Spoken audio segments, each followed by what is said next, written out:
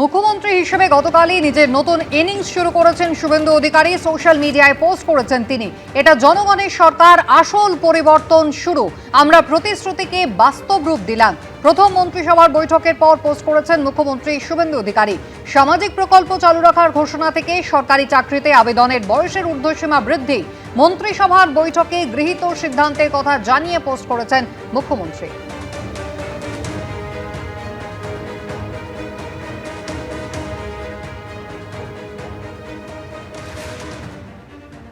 কোনো চালু থাকা সামাজিক প্রকল্প সে 30 বছর আগের হতে পারে, 10 বছর আগের হতে পারে, কোনো সামাজিক প্রকল্প আমরা বন্ধ করছি না, কিন্তু ট্রান্সপারেন্ট স্বচ্ছতার সঙ্গে সেগুলো হবে। কোনো মৃত ব্যক্তি তিনি কোনো সামাজিক প্রকল্পের সুযোগ পেতে পারেন না। কোনো অভারতীয় তিনি ভারতের কোনো প্রদেশ বা জাতীয় সরকারের কোনো বেনিফিট তার পাওয়া উচিত নয়। প্রধানমন্ত্রী জন আরোগ্য যোজনা, প্রধানমন্ত্রী ফসল বীমা যোজনা, ক্রপ ইন্স্যুরেন্স, প্রধানমন্ত্রী স্কুলস ফর রাইজিং ইন্ডিয়া PM-শ্রী, প্রধানমন্ত্রী বিশ্বকর্মা, বেটি বাঁচাও বেটি পড়াও, প্রধানমন্ত্রী উজালা যোজনা 3.0 এবং অন্যান্য কেন্দ্রীয় স্কিম বা সেন্ট্রাল গভর্নমেন্ট স্পন্সর্ড স্কিম আমরা যুক্ত হওয়ার সিদ্ধান্ত নিলাম। বেলডাঙ্গায় তৃণমূল সরকারের পাড়ায় সমাধান প্রকল্পে দুর্নীতির অভিযোগ তুললেন হুমায়ুন কবির। তৃণমূল পরিচালিত পঞ্চায়েত সমিতির সভাপতি সহসভাপতির ঘরে তালা ঝুলিয়ে দেন তিনি। তদন্ত না হওয়া পর্যন্ত অফিস খোলা হবে না বলে হুঁশিয়ারি দিয়েছেন আম জনতা উন্নয়ন পার্টির জয়ী প্রার্থী, যদিও অভিযোগ অস্বীকার করেছে তৃণমূল। সভাপতির চেম্বার তালা দিয়েছে, চাবি আমার কাছে। দুর্নীতির অভিযোগ তুলে এভাবেই তৃণমূল পরিচালিত পঞ্চায়েত সমিতির সভাপতি সহসভাপতির ঘরে তালা ঝোলালেন রেজিনগরের জয়ী প্রার্থী হুমায়ুন কবির। আমজনতা উন্নয়ন পার্টির জয়ী প্রার্থীর দাবি, বেলডাঙ্গা 2 নম্বর ব্লকে পাড়ায় সমাধান প্রকল্পে প্রায় 28 কোটি টাকা বরাদ্দ করেছিল তৎকালীন তৃণমূল সরকার। তার অভিযোগ, কাজের বরাদ দিতে প্রায় 18% কাটমানি নেন রেজিনগরের তৃণমূল প্রার্থী আতাউর রহমান। তদন্তের দাবি তুলে সোমবার বেলডাঙ্গা 2 নম্বর পঞ্চায়েত সমিতির অফিসে ঢুকে সভাপতি ও সহসভাপতির অফিসে তালা লাগিয়ে দেন হুমায়ুন কবির। রেজিনগরের তৃণমূল প্রার্থী আতাউর রহমানের স্ত্রী বিউটি বেগম বেলডাঙ্গা 2 নম্বর পঞ্চায়েত সমিতির সভাপতি। দুর্নীতির পাহাড় হয়েছে এখানে, প্রত্যেকটা ওয়ার্ক অর্ডারের এগেনস্টে। এই যে আতাউর বিউটি বেগমের স্বামী, এর নির্দেশে 18% টাকা তুলেছে। আপাতত 1 মাসের জন্য এই চেম্বার বন্ধ থাকবে। সমস্ত দুর্নীতির উদ্ধার করা হবে। স্বচ্ছতা ছাড়া আমি এই প্রশাসনের এই পঞ্চায়েত সমিতি চলতে দেব না। আগামী দিনে এই পঞ্চায়েত সমিতি নতুনভাবে গঠন করা হবে। পাড়ায় সমাধান টেন্ডার হয়েছে, টেন্ডার হয়ে তার কাজ অনগোয়িং আছে এবং সেই কাজ অনগোয়িং এর তদারকি বিডিও সাহেবের ফুল টিম এবং ইঞ্জিনিয়ার সেকশন আছে। তাহলে কাজ কোথায় দুর্নীতি হয়েছে না হয়েছে ইঞ্জিনিয়ার সেকশন দেখতে পাবে। কাজ না হলে তার বিল হবে না। সেই জায়গাতে দুর্নীতির কোনো গল্পই নেই এখানে। যা হয়েছে টোটাল টেন্ডার প্রসেসিং করে, ওখানে কোনো ভাউচারে বিল হয় না, ওখানে কোনো টেন্ডার না করে বিল হয় না। দুর্নীতির তদন্ত চেয়ে বিডিওর কাছে ডেপুটেশন জমা দিয়েছেন হুমায়ুন কবির।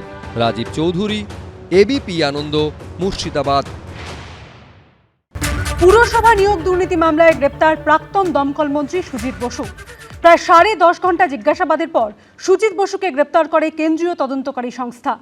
তদন্তে অসহযোগিতা এবং বয়ানে লাগাতার অসঙ্গতি থাকায় সুজিত বসুকে গ্রেপ্তার করা হয় বলে ইডি সূত্রে দাবি। অ্যাকশনে ইডি, জালে হেভিওয়েট তৃণমূল নেতা। পুরসভায় নিয়োগ দুর্নীতি মামলায় গ্রেফতার হলেন সুজিত বসু। সোমবার প্রায় 10.5 ঘন্টা জিজ্ঞাসাবাদের পর প্রাক্তন দমকল মন্ত্রীকে গ্রেফতার করলেন কেন্দ্রীয় এজেন্সির অফিসাররা। 10.5 ঘন্টা জিজ্ঞাসাবাদের পর সুজিত বসুকে গ্রেফতার করা হয়েছে।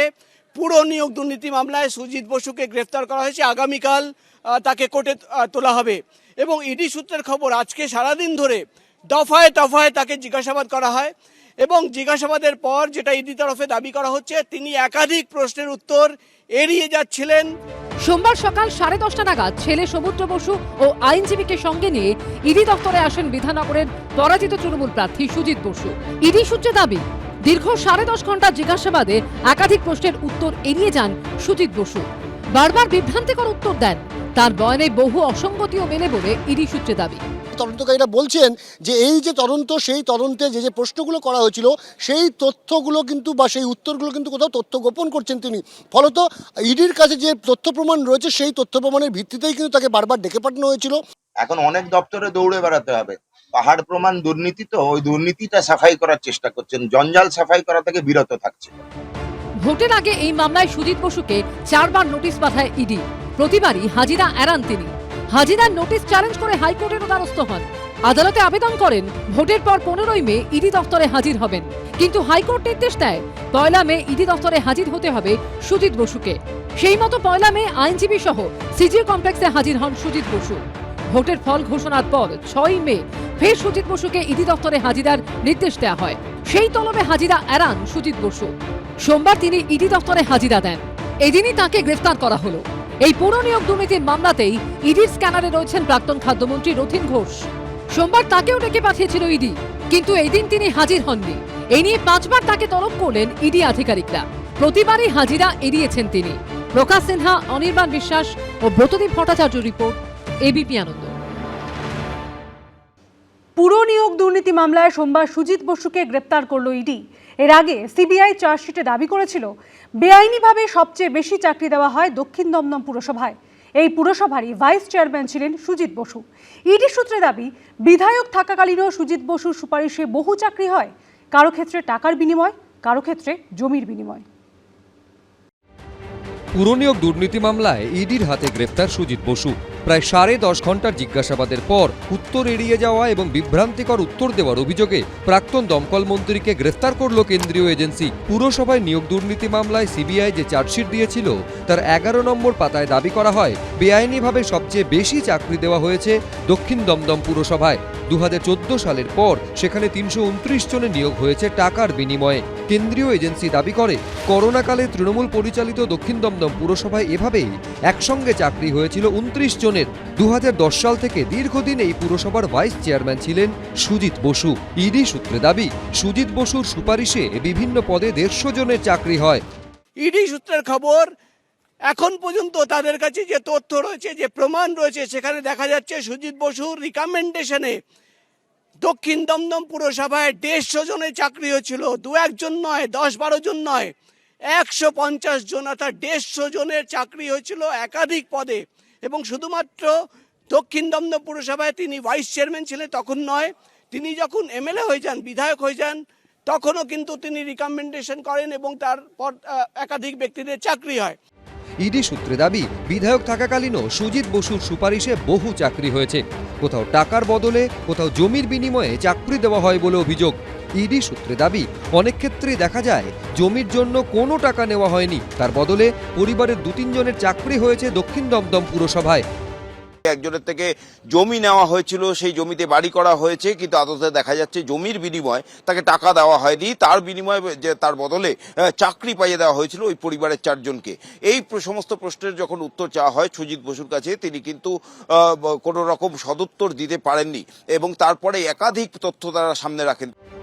এই মামলার তদন্তে গত বছরের 10ই অক্টোবর লেকটাউনে দমকল মন্ত্রী সুজিত বসু রেস্তোরাঁ, তার সল্টলেকের অফিস, গোলাঘাটায় দমকল মন্ত্রীর ছেলে সমুদ্র বসু রেস্তোরাঁ, লাউঞ্জ বারে তল্লাশি চালায় ইডি। সুজিত বসুর স্ত্রী, পুত্র, কন্যা ও জামাইকেও জিজ্ঞাসাবাদ করে এনফোর্সমেন্ট ডিরেক্টরেট।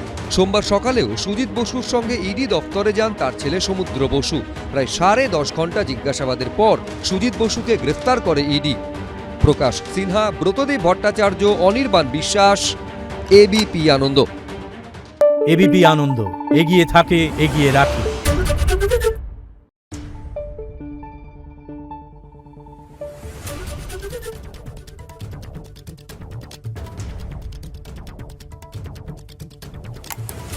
Thank you.